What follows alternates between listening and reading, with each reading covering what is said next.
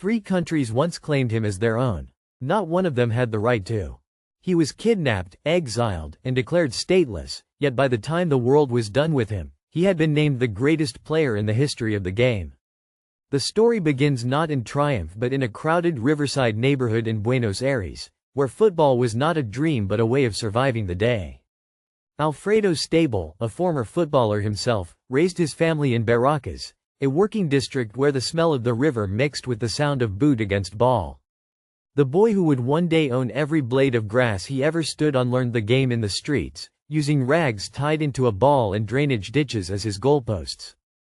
By the time he was 12, coaches at River Plate had noticed him, not for his pace or his strength but for a quality they could not quite name, a sense of total awareness that made him seem to see the game in a different dimension. But talent in Argentina was never enough on its own, because talent in Argentina lived inside a system that could crush it just as easily as celebrate it.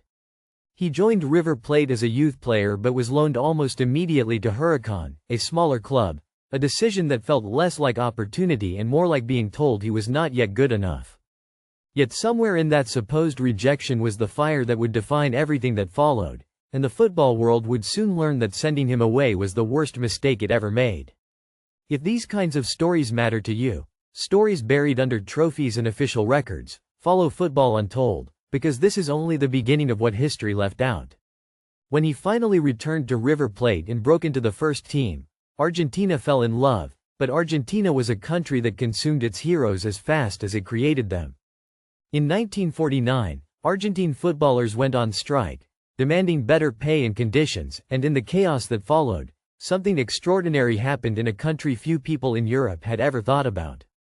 Colombia, outside of FIFA jurisdiction and hungry for talent, opened its doors and its wallets, and one of the first men through those doors would change South American football forever.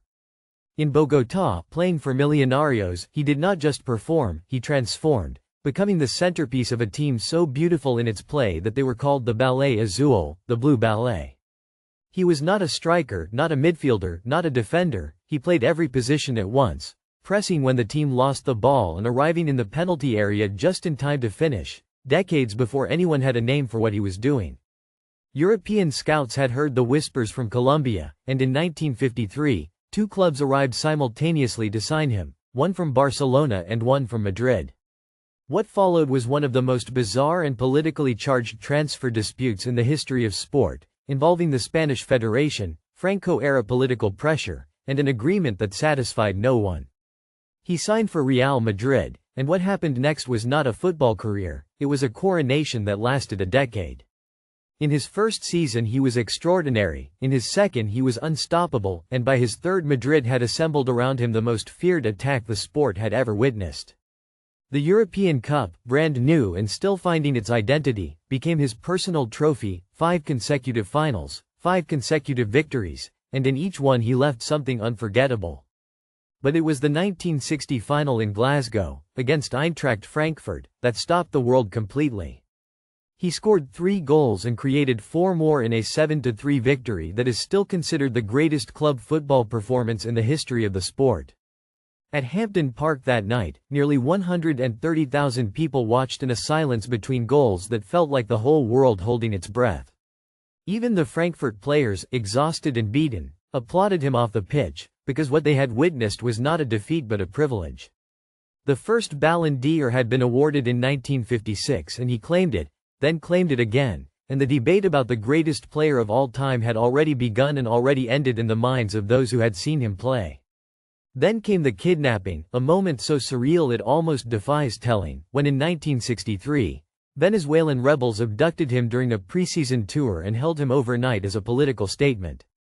He was released unharmed and, characteristically, played the match anyway, because a man who had survived exile, statelessness, and 2 countries claiming his soul was not about to be stopped by a single sleepless night. He finished his career in Spain and then managed clubs across the continent, returning to Real Madrid as coach and winning La Liga again decades after he had done it as a player. When FIFA gathered its greatest figures in 2004 to name the best player in the history of the sport, one name stood alone at the summit, not Pelé, not Maradona, but the man from 3 countries and no country. Alfredo Di Stefano died in 2014, and Madrid stopped, Because you do not mourn a footballer who dies at 88. You celebrate a life that burned so completely it could never be fully contained. If the name of the greatest footballer in history was never properly taught to you, you are not alone, and that is exactly why Football Untold exists. Follow the channel and stay with us, because there are 100 stories like this one still waiting to be told.